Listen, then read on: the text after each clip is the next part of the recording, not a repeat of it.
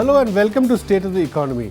The GST bill or the GST constitutional amendment consensus around it is slowly building, and we are hopeful that all the political parties in the current session of Parliament will come to some middle path solution to some of the contentious issues. Net, the outcome is that we may have a GST come through in this session of Parliament, and to discuss that and the outcome of what might happen subsequently, we have in our studios Kavita Rao. She is professor at the National Institute of Public Finance and Policy.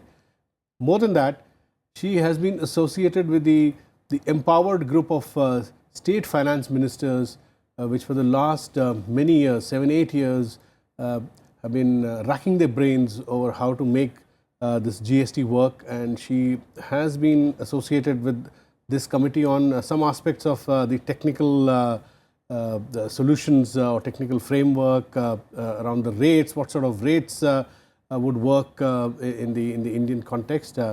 To discuss that, we have Professor Kavita Rao. Welcome to our studio. You were with us some 6 months ago, and we had an elaborate discussion on GST. Now that you see some kind of consensus building around the basic framework of GST, so how do you see GST evolving from here on, assuming that it goes to Parliament, the constitutional amendment happens, and then the GST law, which the government put out in the public domain just a few weeks ago, which will then have to be passed, and that law is what, the GST law is what will govern how GST is to be administered, right? Correct. So how do you see this process moving forward? I am hopeful. I believe we should be seeing the implementation of GST as a constitutional amendment bill in this session of the Parliament. It must be a relief for you also. You've been working on the rates for so many years, 7-8 years. Yeah. It is a relief for a number of reasons. One of the important reasons, apart from my personal relief of not having to work on the same issues for too long, is this whole obsession of the entire country and even of people, foreign commentators commenting on India about how GST is going to be this amazing landmark reform. Whether people are projecting it as a silver bullet of sorts. Yes. Now, whether it will be that or not, we'll see in times to come. But we need to cross this hurdle before we keep placing larger and larger aspirations at the door of GST and imagining that it's going to solve all our problems. So, we need to do it, and then whatever it is, we evolve with the system. Exactly. But keeping a debate on how great it is, but we are not able to do it, is not doing good for India. So, I believe we should do it. Yeah. Even if it is not the perfect GST that everybody seems to want, we should still go ahead and implement a GST. Can we clean it up subsequently? Well, I presume if we can implement GST with some effort, we'll be able to clean up stuff that's really bad, if it is bad. You know, in this context, exactly what you said just now. Let's go with an imperfect GST. Now, it's interesting you're saying this because Dr. Arvind Subramaniam and Revenue Secretary Hasmukh Adia, they have written an article in the Hindu where they have precisely argued this. They have said that no country in recent history which implemented GST really went with a perfect GST. They all went with whatever could be implemented in the initial stage, and they all took time, sometimes years, to refine the whole tax framework. I sort of disagree a little bit with what I know. you say. I'm just telling you what they wrote. So therefore, they've argued that instead of sort of waiting for the perfect GST, we should go with the present framework. We have some learnings from the other countries, how the mistakes they might have made or not made. So would you agree with that, the broad proposition that? I agree with the proposition that we need to go ahead and do it. I don't necessarily agree with the proposition that people have always started with an imperfect GST and moved forward from there. If you look at EU reforms, then a lot of the reforms came with change in the economy, change in the structure of economic activity. Sure. So that also places demands on what can or cannot be done. So financial sector was not considered a base for GST when EU was implementing GST. Sure. But now it becomes an important part and they do want to build it in. So those are changes that if we view from today, we will believe EU started with an imperfect model. But perhaps that is not the case. But whatever be it, given that we are trying to implement a much more ambitious GST compared to others, given that we are trying to do a two-stage GST, most other countries in the world don't attempt it. It is very ambitious. How do you explain two-stage? As in a center and a state, two levels of government trying to implement GST. It is not seen very frequently. GST tends to be a very centralized national government kind of a tax. In fact, that article also points out, Dr. Subramaniam's article also points out that I think Australia, Austria, Germany, they have a centralized GST. They had a centralized GST. Yes. But in the Indian context, since we have a very robust federal politics, a two-stage GST is essential. So that the states feel that they also have an equal say in the future refinement, if you please. Yes, and you wouldn't be able to do GST today if you cut the states off completely. So the constitutional amendment also would not fly. So it would fall. So in our context, this is an interesting move. For the world, it's an interesting learning experience because if we succeed, we'll have established that you can actually do a dual GST. You don't need a centralized GST. But what I do disagree with the position that they take is the position that, for instance, the GST law takes today, the draft law, and the which will come after the constitution amendment. Correct. Right, So the constitution amendment needs to be passed by the parliament. It needs to be ratified by half of the states, and then then the constitution stands amended. Then we have the right to implement a GST. And then the center and the states in their respective parliament and assemblies have to enact a GST Act and notify GST rules, and that is when GST as a tax kicks in. So we still have a few steps to go before all these would take roughly how much time? You can race through stuff, but I would think you will need 6 to 8 months for everything to roll out. And that is the amount of time you need to give the taxpayer to transition from the present regime to the new regime, which requires them to be substantially, to undertake a lot of additional compliance requirements. So the transition time of 8 months actually might be too little. And so one should not be attempting to do it any faster than that. Yeah, one thing, Kavita, which struck me in our last conversation when you were here was that you said that economists and technical experts can only provide you a framework. Now, it's for politicians then to really take the risk, because the outcome, if you go by experience of other countries, the political economy outcome can, in the medium term, while the GST is stabilizing, can be varied.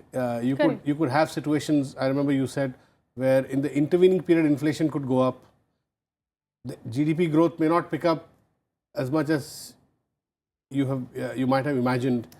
So politically, you said one should be ready for a little bit of a turmoil. Bit of turmoil. So it's a bit like aircraft going through rough weather for some time, right? Yes, absolutely. So what is the experience, tell me, of global? I would think there have been countries where governments fell because they implemented GST. So they couldn't politically probably communicate properly position GST before the people. Correct. And most tax regimes are going from a much smaller coverage to a broader coverage when you go to GST. As will happen here also. As will happen here as well. Which is one of the fears, Yes. And we need to be able to tell people that it's not going to be a very scary regime to comply with. And that is a concern that is, I believe, not yet addressed. Because if you see the GST Act, it appears as if it has safeguarded the interests of revenue very well. But the position it takes might make the taxpayer a little antsy about I have read accounts, I'll give you an example. taxpayers' account, where they feel that now since there will be a single tax but administered by a state and at two levels, they could be in a situation where they have to face officials from both sides, Correct. center and states, Correct, right? correct. Like if you see Hasmukh Adia and Arvind Subramaniam's piece in Hindu, they said since we have two administrations, if there is a slippage in one, the other will catch up. So that's Which is a little scary for a taxpayer. yeah. It doesn't appear as if we are trying to present a taxpayer-friendly reform process, Yeah. which I think is the next set of issues that the GST reforms need to address going forward. Like if you take the law, they talk about the value of tax being a transaction value, which is not necessarily the value on the bill. Now this opens up the possibility of litigation because you will attribute one value and I will attribute another value. So you're saying here the revenue of department has kind of given some discretion to itself. Sort of, yeah. Yeah. Okay, so there could be a problem there. Yeah, it is And something which needs to Is it evolve possible, out. Kavita, that now we are told that this whole GST framework, GST tax will be administered with a lot of modern technology will be involved, the backbone infrastructure. Now, does this mean that the interface between the tax collector and taxpayer will be much more will be electronic rather than physical? Because it's been seen that in a physical interface, rent seeking goes up, corruption goes up. So See, the moment I define, that's the reason why I raised the issue of transaction values. The moment I say it's not invoice, the value that I'm charging on my invoice and the value on which I have to pay a tax are two different amounts. yeah. And then it's a question of how am I going to read that number. Okay. So it allows the possibility. That's the reason why I'm concerned about that particular. So in principle, you're supposed to upload information on every single invoice you received and every single invoice you put out. And if there is a mismatch between what you uploaded as say sold to me and what I uploaded as purchase from you, then input tax credit mechanism will stall. Will stall. Yeah. Will stall. So I have to make sure you upload. So basically, you're saying that the GST law, which will govern implementation of GST, which would come after this constitutional amendment, that needs to be debated much more, and that needs to be discussed with the stakeholders a lot more than. And I guess that will happen in the times to come. Yeah, that's why you're saying just 3 weeks since it was put off for public comments, right? Yes. Okay. Tell me, purely from a consumer's point of view, there is another apprehension that, as you just said, a large number of new areas will come under taxation. Yeah. That is also justified. But there is a feeling that a large number of services, particularly which are not being taxed at the moment, they would be taxed at, suppose, at the standard rate of 18%, which again the Subramaniam committee has suggested. So suddenly you will have 18% tax on a whole range of services. Correct. It could be education, it could be health, it could be anything. It could be a contractor who comes and provides you some service. Do you think this could sort of impact the consumer price index, which has increasing weightage of services? In principle, what you say is correct. In practice, whether the government has a political clout to extend the tax to education and health, which are two key sectors where most governments are at the moment unwilling. Historically, in the last few years, governments have tried to extend service tax to hospitals, for instance, and have not been very successful. So these two sectors, I'm not yet convinced the government will be able to extend the tax to. Although theoretically, in principle, yes. Yeah. In principle, you're correct. So will people try to find ways to evade and avoid? I don't know. Perhaps they will. The 18% is going to be a shock. Do you want it to be seen on invoices is the next question like in a simple restaurant bill, if you go to have a coffee with somebody or a meal, you would have, suddenly you'll have a good chunk coming. We still have. We still have in the form of VAT and various. Yeah, you have VAT and you have service tax. So that is already a fairly large amount. You will have 18-20% tax on restaurants. On restaurants, Tell me, the Prime Minister Narendra Modi, for the first time, about 2 weeks ago, he came out in public to advocate GST, and he hadn't done so in such explicit terms before. And he said this is a pro-poor tax. This will help the poor states. So he used this. He tried to politically sell it by saying it's meant for the poor. Now, how true is that? Especially in principle, he may be right. If you implement a perfect GST, it could lead to lowering of taxes and lowering of inflation.